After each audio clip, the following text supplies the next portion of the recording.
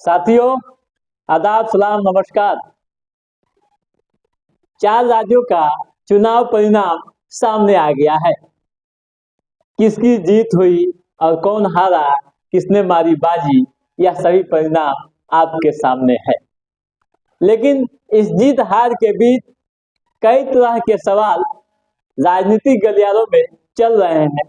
कई तरह की चर्चाएं हो रही है और कई तरह के कयास भी लगाए जा रहे हैं। गांव से लेकर शहर तक, शहर से लेकर राजधानी तक जीत हार की समीक्षा की जा रही है। तो साथियों, आज के एपिसोड में हम चर्चा करेंगे राजस्थान चुनाव परिणाम के बारे में।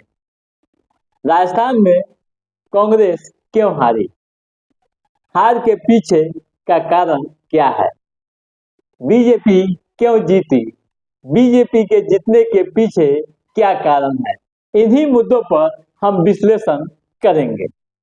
तो आइए शुरू करते हैं राजस्थान चुनाव परिणाम से। साथियों, राजस्थान का चुनाव परिणाम आने के बाद मुख्यमंत्री अशोक गहलोत ने अपने पद से इस्तीफा दे दिया है। राजभवन गए और उन्होंने राज्यपाल को इस्तीफा दे दिया। अब सवाल उठता है कि आखिर अशोक गहलोत क्यों नहीं बदल पाए राजस्थान में रिवाज, क्यों नहीं बदल पाए राजस्थान में रिवाज। राजस्थान की जनता ने रिवाज कायम रखा है। जनता ने कांग्रेस सरकार की गारंटियों को क्यों दरकिनार कर दिया और बीजेपी के पक्ष में क्यों बम्पर वोटिंग की। आइए बारी बारी से देखते हैं। आइए पहले ये देखते हैं साथियों कि कांग्रेस क्यों हारी। यही इसी पर आज हम लोगों का एपिसोड केंद्रित रहेगा। तो आइए शुरू करते हैं। साथियों, कांग्रेस के हार का पहला कारण आपसी खींचातानी है। यानी सचिन पायलट व अशोक गहलोत के बीच चल रही खींचातानी किसी से छुपी हुई नहीं है। उन दोनों नेताओं के बीच चल रहे मनमुटाव का काफी नकारात्मक प्रभाव वहां की राजनीति पर देखा गया है। गुटबाजी के कारण युवा कार्यकर्ता पायलट के साथ चले गए।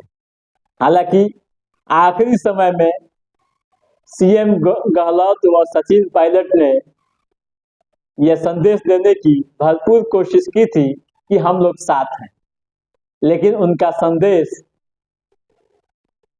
जो काम करना चाहिए था वह नहीं कर पाया और जिसका एक परिणाम यह हुआ कि हार खानी पड़ी। दूसरी महत्वपूर्ण घटना, मुख्यमंत्री का कोई चेहरा नहीं होना। कांग्रेस की तरफ से मुख्यमंत्री का कोई चेहरा घोषित नहीं था।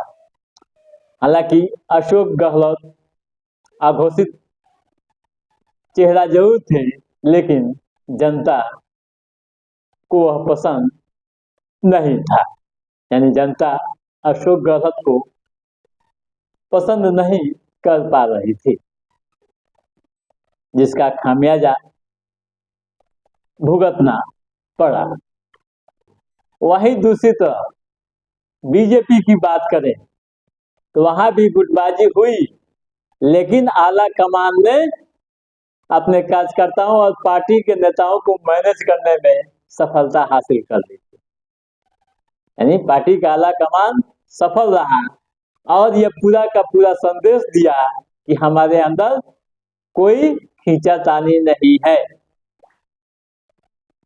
बीजेपी की बात करता हूं साथियों, कि बड़ा संदेश दिया कि बीजेपी में यानी पार्टी में कोई खींचातानी नहीं है। उसके अलावा और भी बीजेपी ने कई स्तर से काम किया, जिसकी हम चर्चा करेंगे। कांग्रेस के हार का एक और कारण प्रधानमंत्री नरेंद्र मोदी वर्सेस बनाम अशोक गहलोत का होना भी है। चुनाव में यह संदेश भी देने की कोशिश की गई थी कि यह लड़ाई प्रधानमंत्री वर्सेस अशोक गहलोत की है, जिसका खामियाजा यह हुआ कि लोगों ने प्रधानमंत्री को अधिक पसंद किया। वहीं दूसरी तरफ बीजेपी ने अपने सीनियर नेताओं को, पार्टी सांसदों को मैदान में उतार दिया, समय पर उतार दिया और चट्टानी एकता के साथ काम करना प्रारंभ किया। कांग्रेस की अगली हार का कारण जातीय गणना है। जिस तरह से कांग्रेस जातीय गणना को ले प्रचार कर रही थी, उसी के विपरीत बीजेपी ने जातीय गणना के काट में नरेंद्र मोदी का चेहरा सामने ला दिया। कांग्रेस के हार का एक और कारण बागी भी।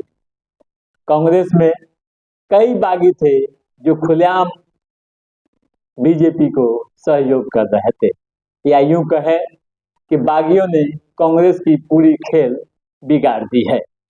राजस्थान से जो खबरें आ रही हैं उसके अनुसार करीब 2 दर्जन ऐसे वरिष्ठ नेता थे जो बागी थे, उनमें विधायक भी थे जिन्हें टिकट नहीं दिया गया था और वे खुलकर कांग्रेस का विरोध कर रहे थे।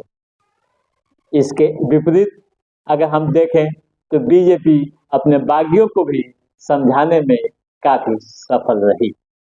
तो साथियों, आज के एपिसोड में बस इतना ही। हमारा यह एपिसोड कैसा लगा आप लाइक और कमेंट करके जरूर बताइएगा। यह चर्चा, हम लोगों की समीक्षा कैसी रही बताइएगा। तो अपने दोस्त को दीजिए इजाजत। नमस्कार।